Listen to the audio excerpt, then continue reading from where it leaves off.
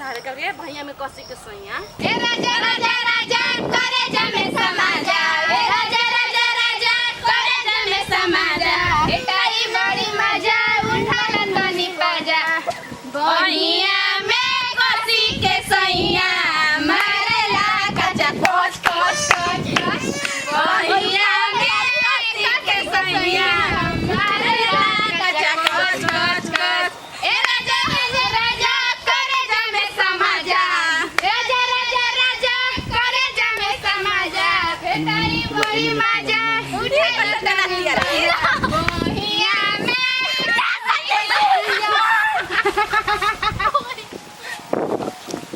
आई हो दादा अरे उठ रे बबुआ गिर गइले अरे उठ रे मां आई हो दादा झुरिया बने रहती आई अब हम सुनम रे एक हाथ वाले का टूट रे घुमाओ से बात ठीक बात तनी के गिर लिया है पूरा सियाले बच गुल हिया एकरा के ढेर टांगल ले लाइन पकड़ लग रे यहाँ पे गिरल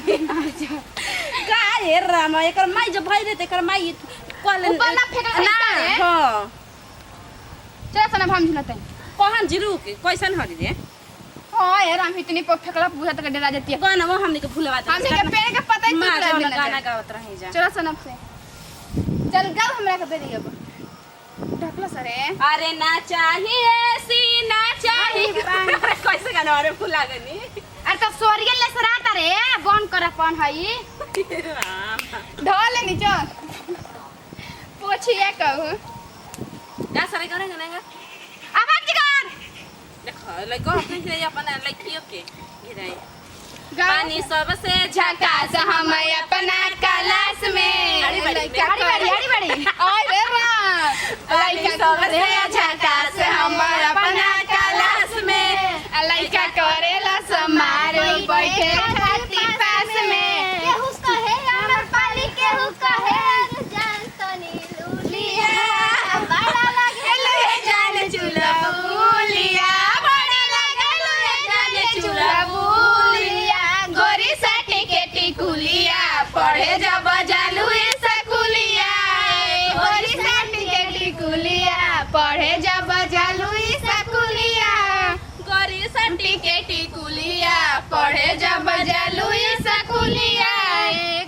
गोरी साटी के टिकुलिया पढ़े जब जालू स्कूलिया अच्छा बारे ये कुछ कर लो सन अरे हाथ में धो लिए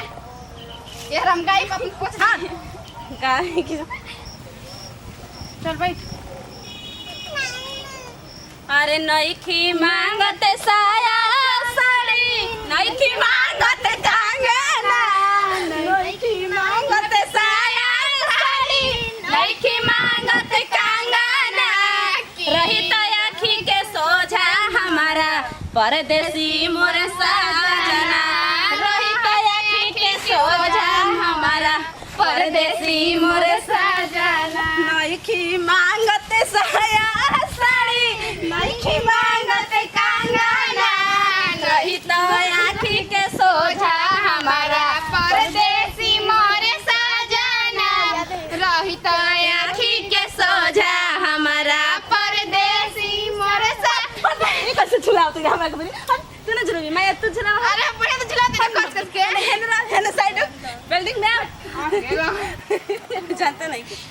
घर के खेती छोड़ी बहरा कमाल हमरा नहीं निके भुला जाती एकरा होता समको ना अरे घर के खेती छोड़ी बहरा कमाल हमरा ई निक नहीं लागेला हाय पैसा करत रहेला ई बात जियरा के खा लेला घर के खेती छोड़ी बहरा कमाल हमरा ई निक नहीं लागेला हाय पैसा करत रहेला ई बात हमरा अरे बात समझिया जा खिस बता हमर मुंह में शंकर है तू ना मातड़ हो झुलस लेके साख बा ते हो तो कुछ लाई रुपया नहीं हर से हमें अपना कहा तो कुछ लाई रुपया नहीं हर से हमें अपना रही त आँखी के सोझा हमारा परदेसी मोरे साजना रही त आँखी के सोझा हमारा परदेसी मोर साजना। नमस्ते प्रणाम, हम बानी भोजपुरिया भौजी पुष्पा सिंह। वीडियो बना के ये संदेश रहे देखे नहीं कि झूला पोके साथ में झूले लन तो गांव घर के लड़की एक साथ हमनी के झूलत रह जा। चलिए एक साथ लेते हैं जब अगले वीडियो में फिर से मिला जाए। जब वीडियो अच्छा लगे तो दिल से लाइक करम, शेयर करम, कमेंट करम। जरूर हमनी के चैनल पर नया हो तो प्लीज हमनी के चैनल बाटे भोजपुरिया भौजी ओकरा के दिल से सब्सक्राइब करम। गाइस कि सबसे पहले हमनी के वीडियो रोज पहुंची लास्ट में बाय बाय।